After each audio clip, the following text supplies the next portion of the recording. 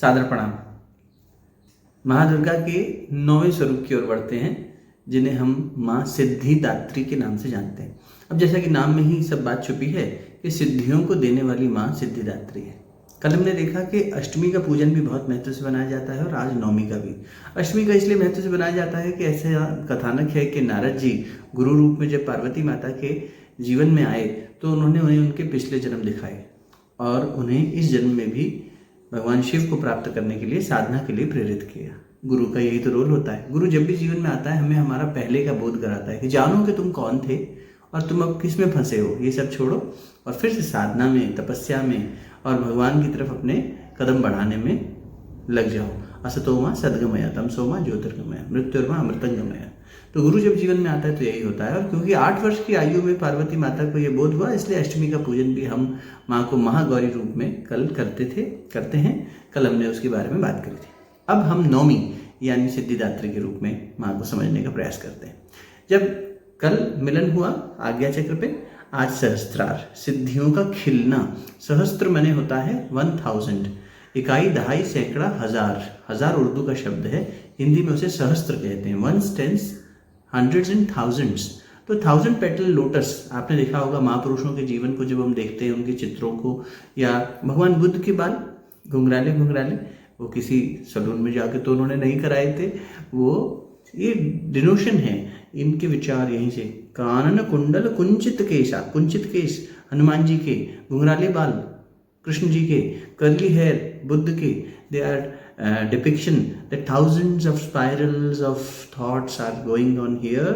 It's a wavelength which is beyond capacity of human this thing. अनेक सिद्धियां यहाँ से प्रसारित हो रही हैं।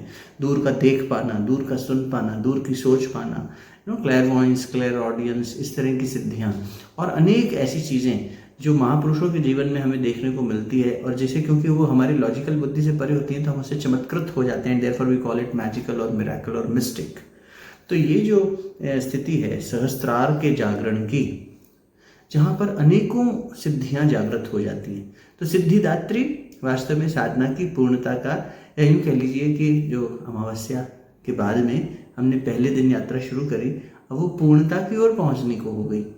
कल हम दशहरे पे देखेंगे कि माँ महिषासुर का मर्दन करेंगी, उसी प्रकार भगवान श्री राम रावण का वध करेंगे।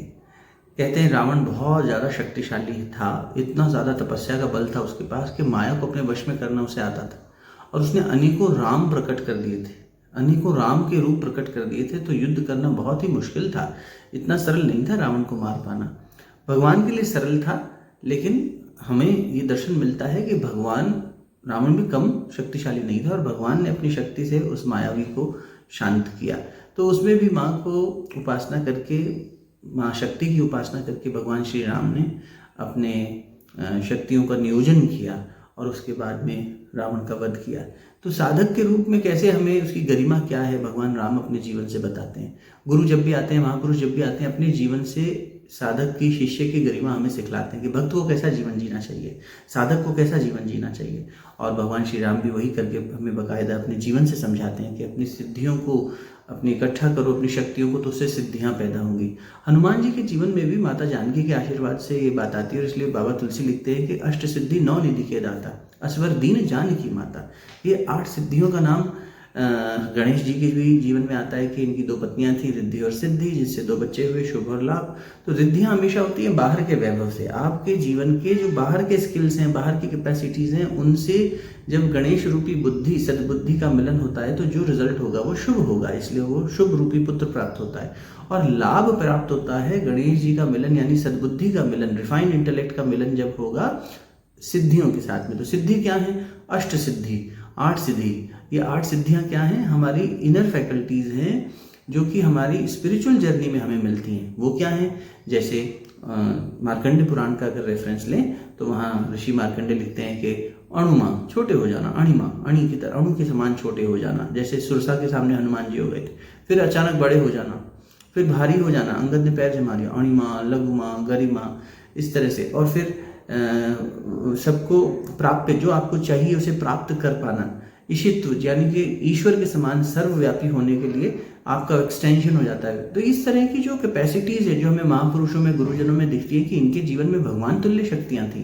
भगवान तुल्य शक्तियाँ मतलब उनके अंदर वो सिद्धियाँ जागृत थीं। तो जब साधक अपने इस साधना को गहरा लेकर चलता है तो इस प्रकार से उसे सिद्धियाँ मिलने लगती हैं। माँ हमें सिद्धिदात्री सिद्धियों का आशीर्वाद देती हैं। सिद्धियों को देने वाली माँ हमारे जीवन में सिद्धियाँ देती हैं, लेकिन ध्यान रखिएगा साधक को, महर्षि पतंजलि कहते हैं, ये लक्ष्य लेकर नहीं चलना चाहिए कि मुझे सिद्धि प्राप्त हो जाए, वरना सिद्धि में ही भटक जाएगा। विभूतिपाद में ऐसा कहते हैं। हमें कैवल्यपाद, हमें समाधिपाद की तरफ चलना चाहिए।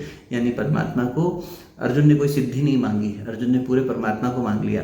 भगवान ने कहा मैं चाहिए कि मेरी नारायणी सेना चाहिए, तो बोले कि नारायणी सेना आप जिसे देनी दे दीजिए, आप हमारे साथ, अगर आप निहत्ते भी हैं तो भी हमें प्रिय हैं, आप हमें प्रिय हैं, हमें आप चाहिए गुरुजी, हमें आप चाहिए, भगवान हमें आप चाहिए। भक्त ऐसी इच्छा करता है, ना कि ये कि आपसे हमें सिद्धि मिल जाए, आपसे हमें फायदा मिल जाए, आपसे हमें रिद्धि मिल जाए। नहीं, हमें कोई रिद्धि सिद्धि आपसे नहीं चाहिए, हमें आप मिल गए। आप क्या मिल गए? स्वर्ग ही मिल गया। तो बस हमें सिद्धियां बाई प्रोडक्ट के रूप में माँ आशीर्वाद में बच्चे को कुछ दे देती है, पिता कृपा करके बच्चे को कुछ दे देता है, लेकिन बच्चा अगर मांगता रहेगा और मांगने की इच्छा से माँ बाप के साथ अपना संबंध का निर्वहन करेगा तो वो ज़्यादा उचित नहीं है, इतना श्रेष्ठ नहीं है। इसलिए साधना में सिद्धि प्राप्त करना लक्ष्य ना हो, साधना में भगवान मिले। असतो मा सद्गमय प्रकाश की और हम सब आगे गति करते रहे। आप सभी का दशहरा बहुत मंगलमय हो। आपको फिर से एक बार 9वीं की शुभकामनाएं। प्रणाम।